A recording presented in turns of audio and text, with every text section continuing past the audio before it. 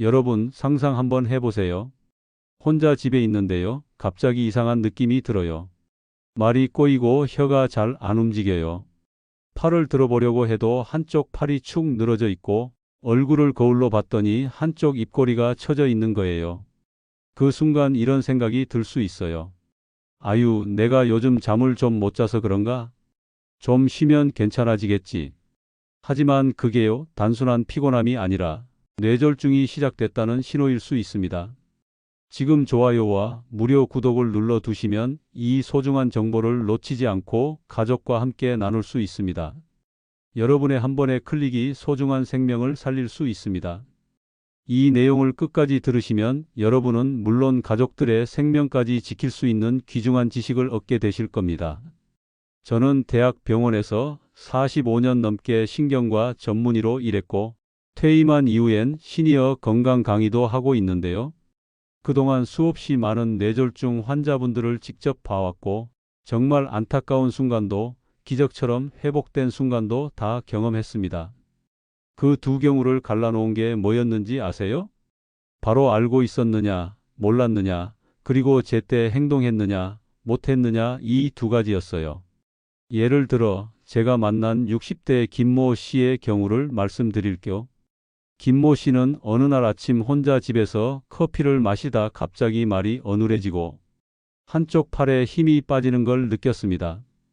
다행히 김모 씨는 지역 건강 강좌에서 FAST 테스트를 배운 적이 있었어요. 바로 거울 앞에서 얼굴을 확인하고 팔을 들어보고 문장을 말해보니 증상이 딱 맞아떨어졌죠. 그는 망설이지 않고 즉시 119에 전화했고 구급대원이 도착했을 때 이미 문을 열어놓고 안정된 자세로 기다리고 있었습니다.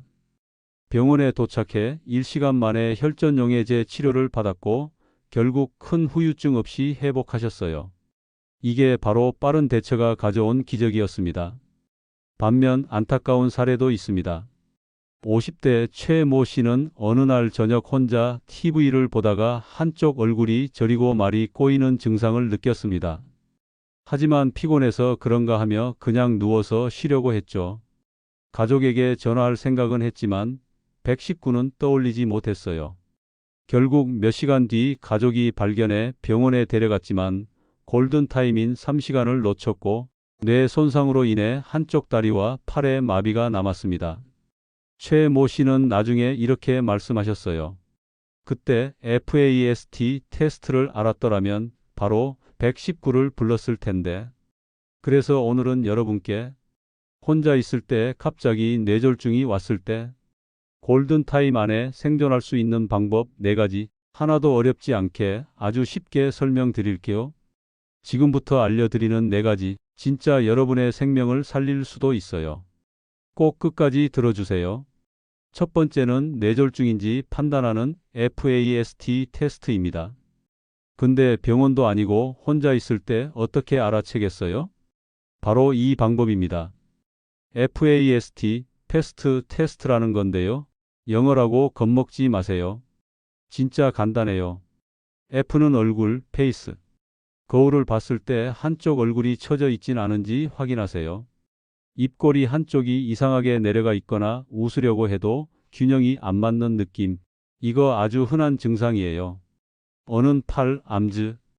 두 팔을 앞으로 동시에 들어보세요. 근데 한쪽이 힘없이 떨어진다.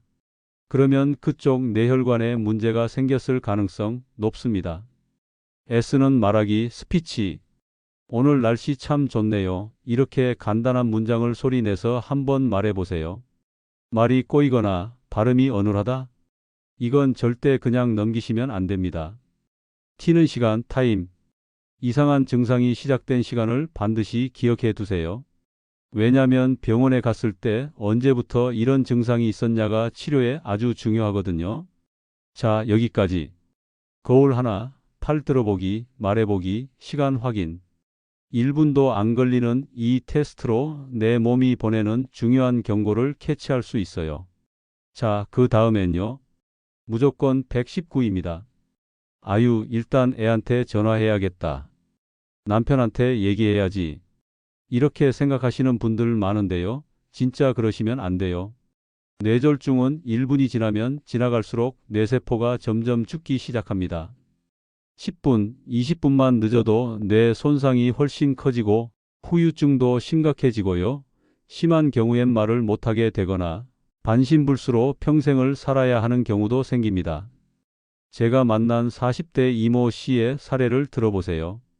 이모 씨는 퇴근 후 혼자 집에서 저녁을 준비하던 중 갑자기 오른쪽 손에 힘이 빠지면서 숟가락을 떨어뜨렸어요. 말을 하려고 했지만 밥 먹어야지라는 말이 뱀어야지처럼 꼬여 나왔죠. 심장이 덜컥 내려앉았지만 이모 씨는 다행히 회사 건강검진 세미나에서 뇌졸중 증상에 대해 들은 기억이 났어요. 그는 떨리는 손으로 핸드폰을 들어 119에 전화했고 이렇게 말했어요. 저 지금 말도 잘 안 나오고 오른쪽 팔에 힘이 없어요. 뇌졸중 같아요. 빨리 와주세요. 그리고 떨리는 목소리로 주소를 말했죠. 구급대원은 즉시 출동했고 이모 씨는 병원에 도착해 2시간 안에 혈전용해제 치료를 받았습니다.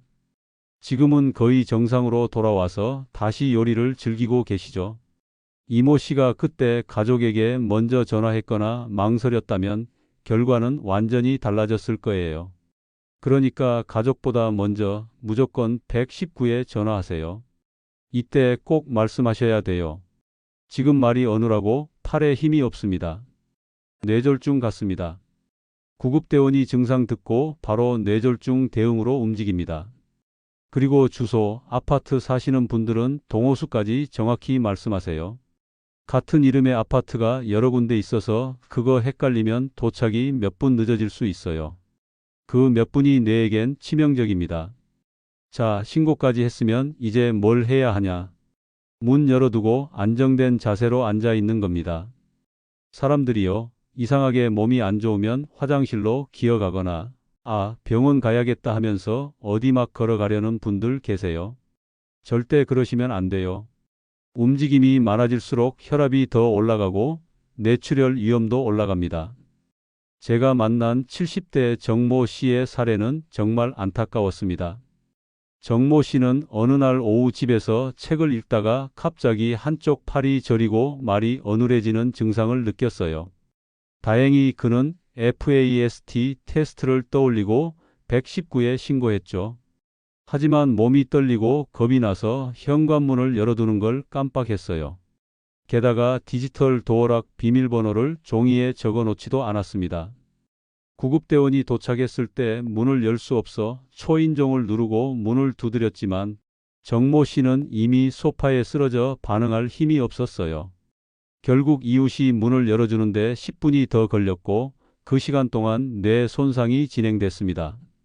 병원에 도착했을 때는 골든타임의 경계선이었고 결국 언어 장애가 남아 가족과 대화하는데 어려움을 겪고 계세요. 정모 씨는 나중에 이렇게 말했어요. 그때 문을 미리 열어뒀거나 비밀번호를 적어놨다면 이렇게까지 안 됐을 텐데. 그래서 딱 해야 할 건 두 가지예요. 현관문은 열어두고 혹시 디지털 도어락이 있다면 비밀번호를 종이에 적어서 문에 붙여 놓으세요. 아니면 전화할 때 미리 도어락 비밀번호를 말해두는 게 좋아요.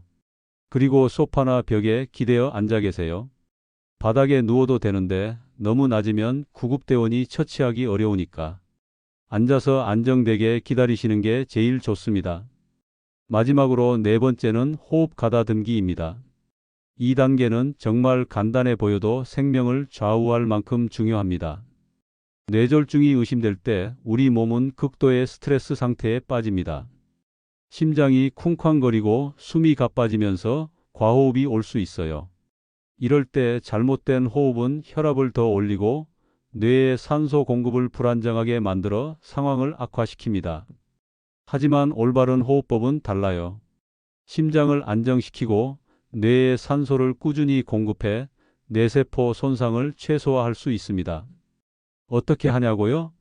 4초 동안 천천히 코로 깊게 숨을 들이마시고 6초 동안 입으로 천천히 내쉬는 겁니다. 하나, 둘, 셋, 넷 하면서 코로 들이마시고 하나, 둘, 셋, 넷, 다섯, 여섯 하면서 입으로 내쉽니다. 이때 숫자를 세는 건 그냥 멍하니 숨 쉬는 게 아니라 리듬을 잡아주고 마음을 진정시키는데 큰 도움이 돼요. 이 호흡법은 뇌에 산소를 안정적으로 공급하면서 불안과 공황 상태를 줄여줍니다.